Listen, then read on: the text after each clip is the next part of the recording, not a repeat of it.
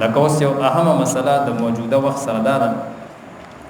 چې سبا یا بل ورځ له بعد ذی الحجې میاشت راوخیږي نن اته اشتم نه کېدای شي سبا نو د هغې متعلق مسله دا ده چې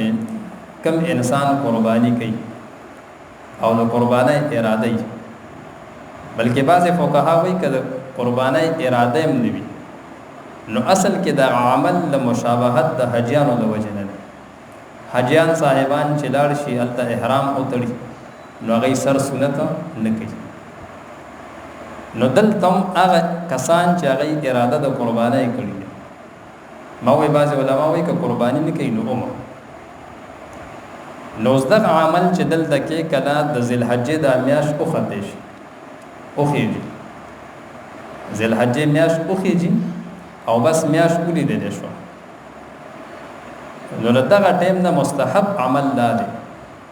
چې کوم نارینه د قربانۍ اراده کړې ده نو مستحب عمل دا دی چې دی به سر صورت نه کوي خو شرط دا دی چې هغه خپل حد ته نه رسېږي مخکې به دی سر صورت وکړي د هغې نه او که زنانه وي نو هغه هم دغه حساب شو چې د قربانۍ اراده یې کړې دی دپاره مستحب عمل دا دی چې نوکونه او په بدن کې کم زائد سیوی ویښته وي نو هغه به نه وایي خو دا مستحب عمل دی فرض نه دی واجب نه دی چې چا وکړو نو ثواب ته میلاو شي او دا در کمې پورې ده چې کله قرباني وکړي